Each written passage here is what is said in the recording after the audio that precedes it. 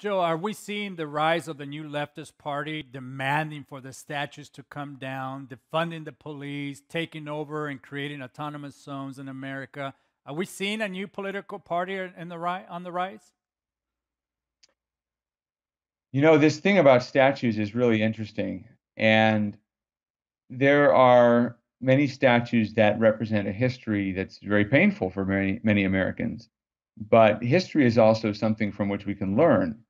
And, my mind goes back. You can probably see the candelabra. I'm pointing above the wrong shoulder. It's this shoulder right here. I have a menorah there, which is a classic Jewish candelabrum that's used on the holiday of Hanukkah.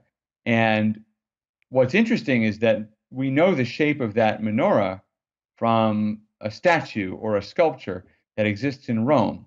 And the Emperor Titus had a triumphal arch built or sculpted in Rome when he returned from his conquests. And one of the things he memorialized was the destruction of Jerusalem.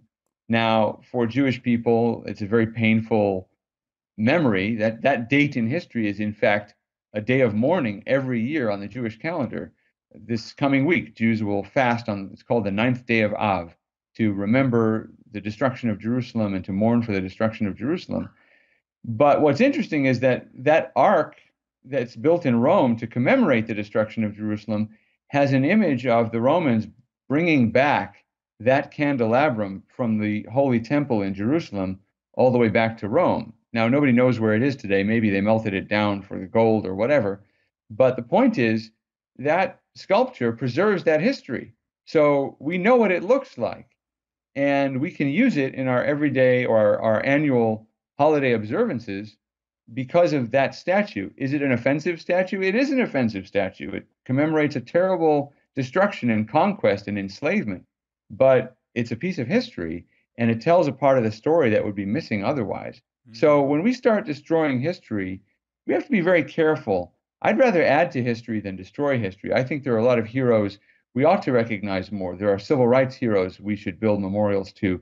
We should teach our children about nonviolent protest.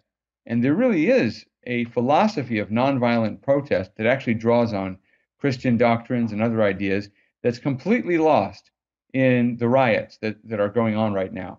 And we should honor those heroes. So the answer is to add more history, not to take away from history.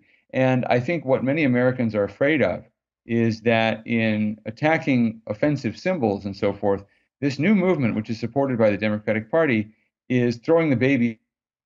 You're getting rid of something offensive, but you're also getting rid of the lessons of history. Mm. And I think people are rightfully very concerned about what that means for our future.